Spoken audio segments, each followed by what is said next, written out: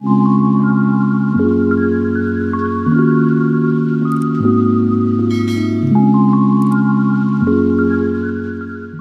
145. Pergi hajar dia. Melihat Ibu Sun menatap ke arahnya, Sun Yue langsung panik. Dia menggenggam erat tangannya dan memalingkan wajahnya. Aku sudah mengundurkan diri, kata Sun Yue setelah mengumpulkan keberanian. Apa? Ibu Sun memukul meja tehnya dengan kencang. Beberapa gelas di atas meja tehnya ikut bergoyang. Sejak kapan? Sudah 3 bulan lebih, kata Sun Yue yang terus merasa takut. Sudah 3 bulan. Ayah, kalau begitu sekarang kamu hidup dengan apa? Ibu Sun menatap anaknya dengan kesal. Di dalam matanya penuh dengan kemarahan dan kekhawatiran. Anaknya ini beneran terus membuatnya khawatir. Tidak ada pekerjaan. Kamu mendengar ucapan Sun Yue, Bu Sun langsung naik emosinya. Ketika tangannya hampir menamparkan wajah Sun Yue, untung ditangkap oleh Song Suer. Sun Yu hanya duduk di sofa dan tidak berani bergerak. Kamu ini beneran tidak bisa membuat orang tenang. Hebat sekali. Hal sebesar ini dan sudah terjadi begitu lama. Kamu juga tidak memberitahu kamu. Kamu bukan 16 tahun, tapi sudah 26 tahun Sun Yue. Kalau kamu masih bersikap seperti ini, bagaimana kamu akan hidup ke depannya? Mulai sekarang kalau tidak punya uang, tidak ada tempat tinggal, jangan datang mencariku. Aku juga tidak punya uang. Ibu Sun beneran marah kali ini. Wajahnya terlihat begitu menyeramkan. Apakah bocah sialan itu mempengaruhi kamu? Pasti iya. Kamu lihat siapa yang kamu dekati. Sekarang bahkan kamu kehilangan pekerjaan karena penipu itu. Apa yang bisa kamu katakan lagi? Sun Yue terdiam. Dia menundukkan kepalanya dan duduk di sofa. Ibunya tidak pernah bersabar untuk mendengar pemikirannya. Itulah kenapa setelah dia dipecat, dia tidak pernah menghubungi ibunya. Sialan, membuat Sun Yue seperti ini. Orang itu beneran sangat kejam. Yao Bao ikut marah. Walaupun hubungan Sun Jing dan Sun Yue tidak begitu baik, tapi hubungan Yao Bao dan Sun Yue juga termasuk baik. Sebagai kakak iparnya, juga satu-satunya pria di rumah, Yao Bao pasti harus membantu adik iparnya ini. Ibu, bocah sialan itu berada di toilet kan? Aku akan menariknya keluar dan bertanya kepadanya, apa yang sebenarnya dia inginkan dari Sun Yue. Kalau dia berani macam-macam di depanku, aku akan langsung menghajarnya. Betul. Yao Bao, kamu tarik keluar bocah sialan itu dari toilet. Tidak perlu sungkan dengannya. Kalau mau memukulnya juga bisa. Yang penting jangan sampai terjadi sesuatu. Biarkan bocah sialan itu menjauh sendiri dari Sun Yue. Ibu Sun merasa kalau Yao Bao bisa membereskan masalah ini sekarang, juga bukan hal yang buruk. Kakak Yao Bao, aku pergi denganmu. Kalau bocah sialan itu berani melawan, aku juga tidak akan sungkan dengannya, kata Gao Qiang sambil menambahkan minyak ke dalam api. Setelah Qin Lang putus dengan Sun Yue, bukannya dirinya akan semakin gampang mengejar Sun Yue. Baik, kalian berdua cepat pergi.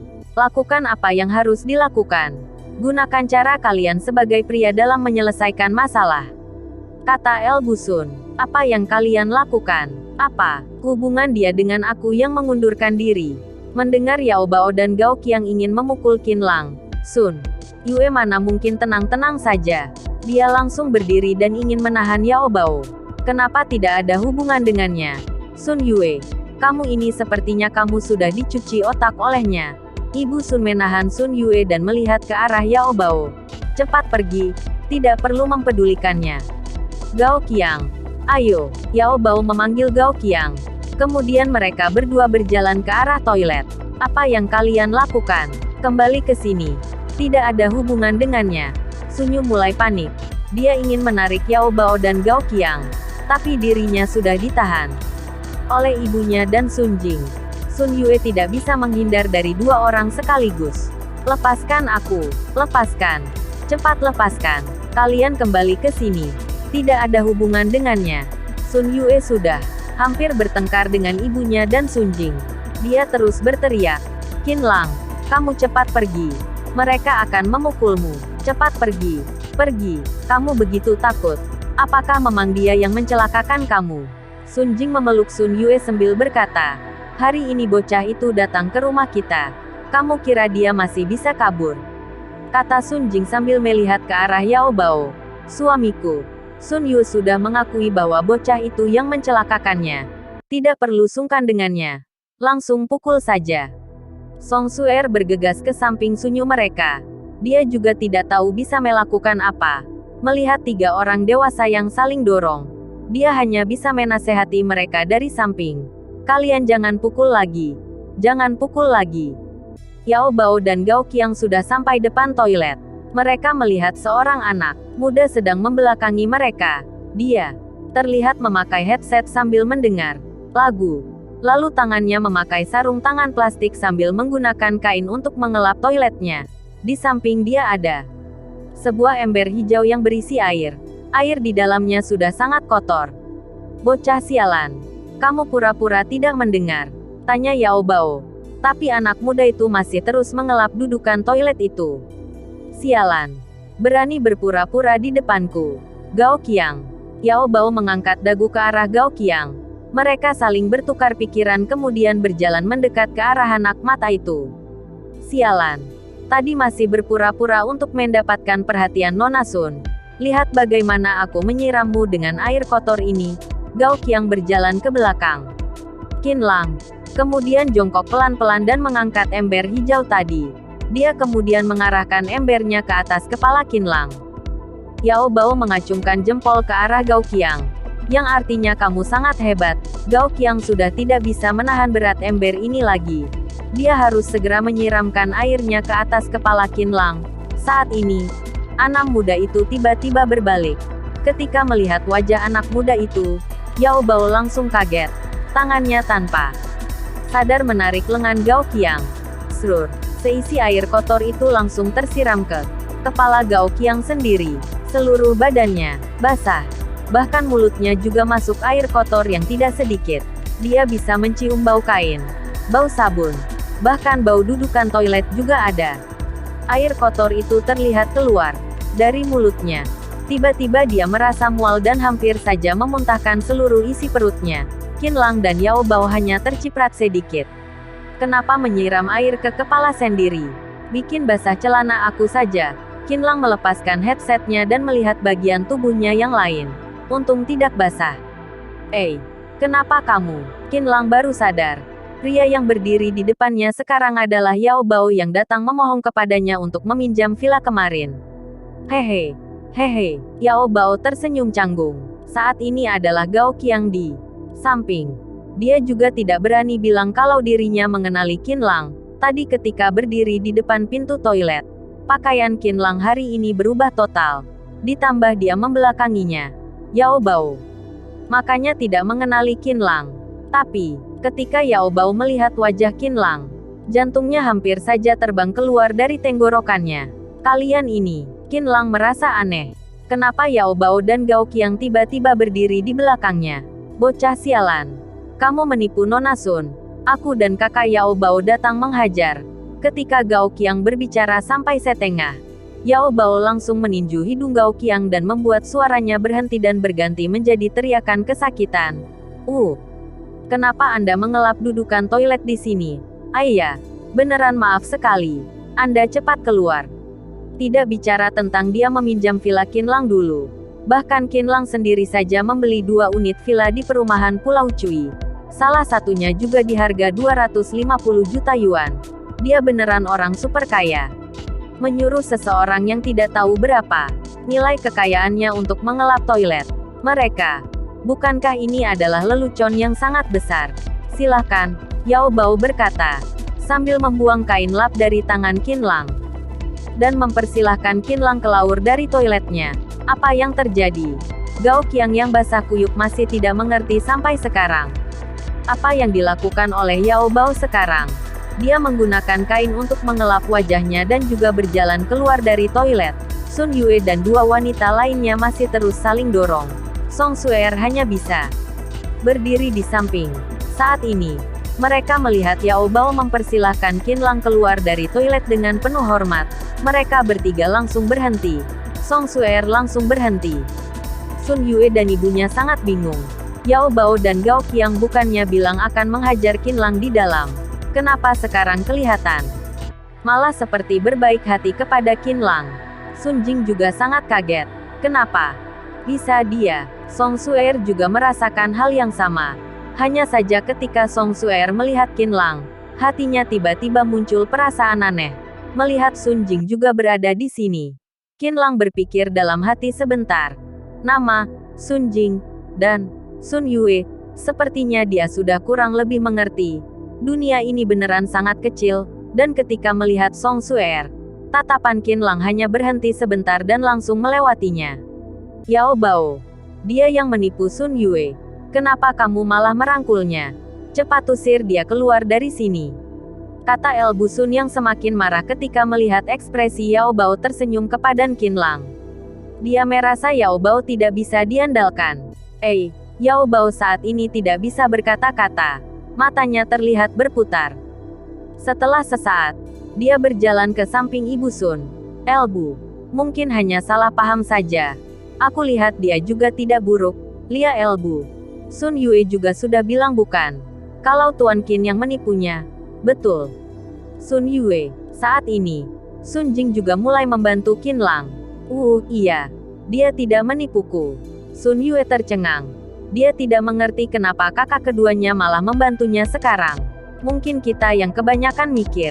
Ibu, kamu jangan marah dulu. Sekarang kita duduk dan bicarakan dengan baik. Sun Jing berpikir dalam hati. Tuan Qin adalah orang kaya yang punya ratusan juta yuan. Kalau adiknya sendiri bisa menikah dengan kura-kura emas ini, maka keluarga mereka akan ikut terangkat juga derajatnya. Ibu Sun merasa aneh dengan perubahan sikap anak dan menantunya ini, menyuruh dia duduk dan berbicara dengan Qin Lang. Dia sangat tidak rela, tapi karena anak kedua dan menantunya itu terus menghiburnya, akhirnya dia mau duduk di sofa. Qin Lang, kamu juga duduk. Sun Jing terlihat hati-hati mempersilahkan Qin Lang. Qin Lang lalu mengangguk dan duduk di samping Sun Yue. Melihat Qin Lang duduk dengan bibinya dan terlihat sangat cocok. Lalu Qin Lang sudah menjadi pacar bibinya juga. Tidak tahu kenapa, muncul rasa cemburu di dalam Hai Song Suer. Dia langsung memalingkan wajahnya dan tidak ingin melihat Qin Lang. Bagaimanapun orang ini hanyalah orang miskin.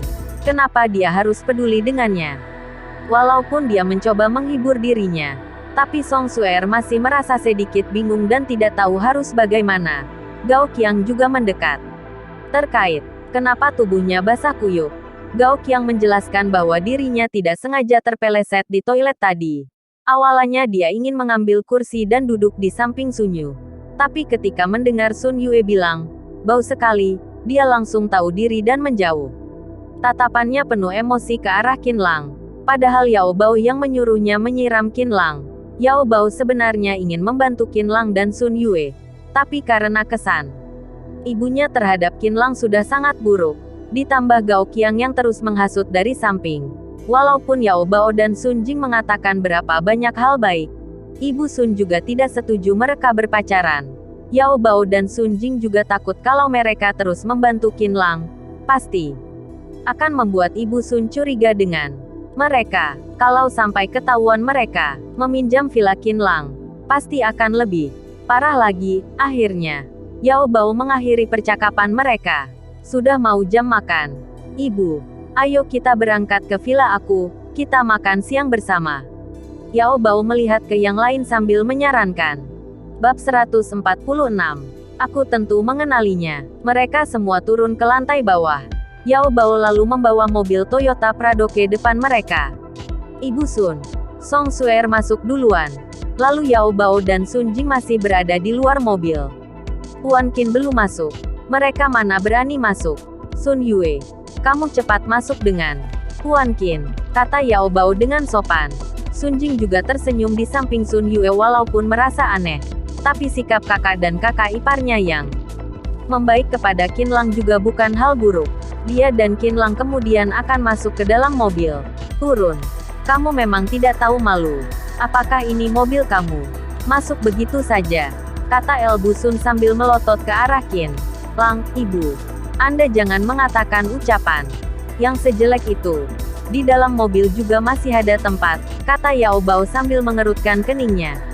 Dia melirik ke arah Qinlang. Sekarang dia sangat takut kalau Qinlang marah. Dia akan membocorkan bahwa dirinya meminjam vilanya. Ada tempat duduk juga tidak mau kasih ke dia. Orang seperti ini yang tidak tahu malu. Kalau membiarkan dia terbiasa naik mobil bagus, pasti akan punya ide-ide aneh lagi, kata El Busun sambil menatap tajam ke arah Qinlang. Dia lalu melambaikan tangan ke arah Gao Qiang. Gao Qiang, sini masuk. Kita pergi makan, baik. Gao Qiang mengiyakannya. Kemudian dengan sengaja dia mendorong Qinlang dan masuk ke dalam mobil. Yao Bao melihat Qinlang dengan ekspresi tidak enak. Senyumannya begitu canggung dan terpaksa. Kalau begitu aku tidak usah masuk saja, kata Qinlang sambil menepuk bahu Yao Bao. Dia menyuruh Yao Bao tenang saja. Setelah itu dia berjalan pergi sambil tersenyum. Cepat pergi. Pergi sejauh mungkin. Jangan sampai aku melihatmu lagi, kata El Busun yang masih kesal dengan Qinlang. Dia lalu melirik ke arah Sun Yue. Kenapa diam saja? Cepat masuk. Duduk dengan Gao Qiang. Sun Yue melihat ibunya tanpa bisa berkata-kata. Setelah sesaat, dia langsung pergi mengejar Qinlang. Kembali kamu, Ibu Sun berteriak kepada Sun Yue. Tapi Sun Yue sama sekali tidak berbalik, membuat ibunya semakin marah. Pada akhirnya, Yao Bao membawa El Busun dan yang lainnya pergi ke perumahan Pulau Cui. Sepanjang jalan, Yao Bao dan Sun Jing selalu merasa tidak tenang. Mereka meminjam villa Tuan Qin, tapi ibu mertuanya malah memperlakukan Qinlang seperti itu. Sekarang bahkan kentut saja mereka tidak berani. Yao Bao akhirnya sampai di perumahan Pulau Cui. Mereka turun dari mobil, tidak tahu Nona Sun akan datang atau tidak. Gao Qiang bergumam sendiri. Tenang saja, Bibi pasti akan datang, kata Song Suer kepada Gao Qiang. Hari ini adalah perayaan hari kematian kakek. Setiap keluarga dari 3 anak perempuan harus ada yang datang. Kalau tidak adalah tanda tidak hormat kepada kakek. Semarah apapun Bibi, dia juga tidak berani tidak datang. Anak itu sebaiknya tidak membawa penipu itu ke sini, kata Ibu Sun dengan tatapan suram. Sun Jing, kamu bawa ibu masuk ke dalam rumah dulu. Aku pergi beli sayur dulu. Biar hari ini aku bisa memperlihatkan masakan aku, kata Yao Bao sambil tersenyum. Baiklah, Elbu, ayo kita masuk. Sambil berkata, Sun Jing membawa ibunya dan yang lain masuk ke dalam kompleks dan Yao Bao berjalan ke pasar dekat sini. Sebelum pergi beli sayur, Yao Bao sengaja menelepon Sun Yue. Setelah memastikan dia dan Qinlang sudah dalam perjalanan ke perumahan Pulau Cui, Yao Bao baru tenang dan pergi ke pasar. Sun Jing membawa ibunya dan yang lain datang ke depan vilanya. Ketika dia membuka pintu dengan kuncinya, tangan Sun Jing terlihat bergetar. Karena bagaimanapun ini bukan rumahnya. Ketika mendengar suara pintu terbuka, Sun Jing akhirnya lebih lega. Masuklah, Ibu Suer. Sun Jing mengelap keringat di keningnya dan mempersilahkan Ibu Sun dan yang lain masuk. Gao Qiang, silahkan masuk. Mereka masuk ke dalam rumahnya. Mereka sangat kaget ketika melihat interior di dalamnya. Di dalam villa, struktur utama berwarna putih. Semua pagar besi ditempa mewah berwarna hitam dan di sampingnya adalah jendela melengkung setinggi langit-langit. Di depan jendela setinggi langit-langit terdapat ruang tamu kecil yang elegan. Kedua sisi ruang tamu terdapat lengkungan bergaya barat dengan pola yang sama. Ada patung ditempatkan di setiap bilik. Luasan ruang tamu sangat besar dan juga penuh dengan barang-barang berbau seni. Ada meja teh dari kayu mahoni, sofa kulit, stand bunga dengan bakung, tangga berliku lembut di tengah ruang tamu dan ada lantai 2, lampu gantung kristal besar di bagian atap membuat villa terlihat simpel dan mewah. Melihat interior villa, mata El Busun dan yang lainnya terus bersiniar. Semua hal di dalam ruang tamu ini membuat mereka takjub. Seperti masuk ke dalam istana. Cantik sekali, mata Song Suer terlihat berbinar. Semua hal di dalam ruangan ini di luar imajinasi dia. Hebat sekali. Bisa membuat renovasi semewah ini. Harusnya menghabiskan banyak uang bukan? El Busun baru sadar kembali. Dia kemudian berkata sambil mengacungkan jempol ke Sun Jing. Sun Jing tertegun. Dia tadi juga ikut terkejut. Saat ini ketika melihat ibunya, dia baru ingat kalau villa ini miliknya. Sambil tersenyum canggung dia berkata, Tidak terlalu banyak juga habisnya. Tidak menghabiskan banyak uang. Hebat. Aku lihat kalian berdua sepertinya sudah mendapatkan banyak uang belakangan ini, kata El Busun sambil tersenyum. Dia kemudian ditemani Song Suer dan mengelilingi ruang tamunya. Melihat interior rumah ini, beneran membuat nenek dan cucu berdua ini sangat takjub. Villa ini beneran tidak biasa. Setelah beberapa putaran, Song Suer dan Ibu Sun duduk di sofa. Gao Qiang dan Sun Jing juga ikut duduk. Ketika mereka sedang berbicara, Qin Lang dan Sun Yue juga turun dari taksi dan masuk ke dalam kompleks perumahan Pulau Cui. Qin Lang awalnya tidak ingin kemari, tapi karena Sun Yue terus memohonnya. Alasannya karena kalau membiarkan Ibu Sun melihat Qin Lang kabur, maka dia pasti akan dijodohkan dengan Gao Qiang lagi. Jadi akhirnya Qin Lang ikut datang bersama Sun Yu. Maaf sekali, ibu aku memang seperti itu. Sun Yue juga sangat merasa bersalah dengan ibunya yang keterlaluan itu. Tidak apa-apa, aku tidak memasukkan ke dalam hati. Qin Lang tersenyum pelan. Bukan karena Qin Lang tidak berperasaan, tapi sebelumnya Qin Lang pernah bertemu dengan perkataan yang lebih parah. Jadi, daya tahan tubuhnya sudah menjadi lebih kuat. Terima kasih. Sun Yue merasa tenang. Dia kemudian melihat ke sekeliling. Dengan tatapan bingung dia berkata, tidak tahu rumah kakak ipar yang mana. Ikut aku. Qin Lang tersenyum pelan. Kemudian berjalan ke arah vilanya. Sun Yue juga mengikutinya dengan bingung. Ting tong, bel berbunyi. Sun Jing langsung berdiri dan pergi membuka pintu. Sun Yue, Qin Lang, kalian sudah sampai. Sun Jing membuka pintunya dan yang berada di depannya adalah Qin Lang dan Sun Yue. Sun Yue melirik ke arah Qin Lang. Dia tidak mengerti kenapa Qin Lang bisa tahu villa kakak iparnya ini. Sun Jing lalu mempersilahkan mereka ke dapur. Aku kira kamu sehebat apa. Kalau kamu pergi begitu saja, aku masih menganggap kamu sebagai pria. Tapi tidak disangka kamu begitu tidak tahu malu dan beneran ikut ke sini. Melihat Qin Lang dan Sun Yue berjalan masuk, Ibu Sun langsung menyindirnya. Sun Yue sangat takut Qin Lang marah. Dia melihat ke arah Qin Lang dan ternyata ekspresinya masih tenang. Sun Yue juga tidak melawan. Dia menarik Qin Lang dan menjauhi ibunya sambil berputar di ruang tamu. Pokoknya dia tidak mau dekat dan duduk di samping ibunya. Melihat Sun Yu yang seperti ini, Ibu Sun hanya bisa menghela nafas. Oh ya, Suer, bagaimana kalian menyelesaikan masalah keluarga kalian waktu itu? Kalian beneran membuat aku khawatir. Ibu Sun sementara tidak mempedulikan Qin Lang. Dia lalu melihat ke arah Song Suer dan bertanya kepadanya. Waktu Song Suer menyinggung grup Tianxi, keluarga mereka beneran terkena dampaknya. Ketika mereka tidak tahu harus bagaimana, keluarga Song Suer tiba-tiba bilang sudah menyelesaikannya. Ibunya bertanya kepada anak pertamanya, tetapi dia juga tidak bisa menjawab. Sampai sekarang, mereka masih merasa aneh dengan hal ini. Oh, waktu itu ya. Jadi ada seseorang yang tidak dikenal menyuruh Qi Renzong, ketua Qi dari Federasi Perdagangan untuk menyelesaikannya. Kata Song Suer sambil tersenyum. Orang tidak dikenal. Ibu Sun, Sun Jing dan Gao Qiang tidak mengerti. Jadi maksud kamu, sampai sekarang kalian masih tidak tahu siapa orang itu? Iya, Song Suer tersenyum canggung. Tapi seharusnya tidak ada hubungan dengan ayahku. Mungkin saja salah satu teman mahasiswa aku di Universitas Jinling.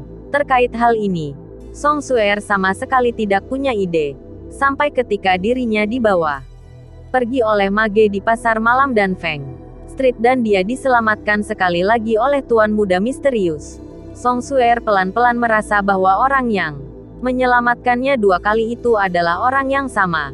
Lingkungan pertemanan dia hanya di Universitas Jinling. Jadi dia mengira bahwa orang itu mungkin saja adalah teman mahasiswa di Universitas Jinling. Berpikir sampai sini, Song Suer melirik ke arah Qin Lang yang duduk di ruang tamu dan sedang berbicara dengan bibinya. Itu, beberapa hari lalu dia mengira Qin Lang adalah tuan muda misterius itu. Sekarang, kalau dipikir-pikir, beneran sangat konyol tapi melihat Qin Lang duduk bersama bibinya dan saling tersenyum, Song Suer merasa sedikit marah. Oh, begitu. Ibu Sun juga sebenarnya tidak mengerti. Dia menepuk tangan Song Suer. Mulai sekarang kamu harus memastikan teman mana yang membantumu dan berterima kasih kepadanya. Kalau misalnya cocok, kalian juga bisa mencoba berkencan bersama. Nenek, apa yang kamu katakan? Wajah Song Suer terlihat memerah. Hehe, kamu ini masih bisa malu. Nenek sedang bicara serius denganmu. Coba kamu pikir, orang yang bisa membuat Mawantang dari grup Tianxi menundukkan kepalanya, pasti punya latar belakang yang luar biasa. Kamu harus memperhatikannya. El Busun mendekat ke arah Song Suer dan berbisik pelan. Melihat ekspresi Song Suer yang semakin malu, Ibu Sun tertawa. Sudah. Nenek tidak bicara lagi. Tidak bicara lagi. Ibu Sun membicarakan hal lain sebentar. Ketika melihat Qin Lang dan Sun Yu yang duduk di ruang tamu kecil dan tersenyum bersama, Ibu Sun langsung marah lagi. Oh ya, Suer. Penipu itu bilang kalau dia dari Universitas Jinling. Satu kampus denganmu kan? Apakah kamu pernah mendengar orang ini? Ibu Sun sengaja berbicara dengan kencang untuk menghentikan pembicaraan Qin Lang dan Sun Yue. Dia, Song Suer melihat ke arah Qin Lang. Dia menyadari Qin Lang juga sedang melihatnya. Melihat Qin Lang dan bibinya yang duduk bersama dan terlihat cocok itu, Song Suer langsung merasa kesal. Dia mulai menyindirnya. Aku tentu mengenalinya. Pernah suatu hari aku dan ayahku pergi ke Citibank. Aku bertemu dengannya. Dia bahkan tidak punya kartu sama sekali dan masuk dengan tergesa-gesa. Lalu sampai menabrak kepalaku. Orang ini juga suka membual. Ketika keluargaku kena masalah, dia pura-pura bilang kalau keluargaku tidak akan apa-apa. Tapi dia bahkan tidak melakukan apapun. Minggu lalu, aku dan sahabatku pergi jalan-jalan di pasar malam dan Feng Street. Pacar sahabatku menyuruh dia untuk melindungi kami. Tapi ketika kami bertemu dengan bahaya, dia lari lebih cepat dari kelinci dan setelah itu juga tidak bilang apapun. Permintaan maaf, perhatian, sama sekali tidak ada.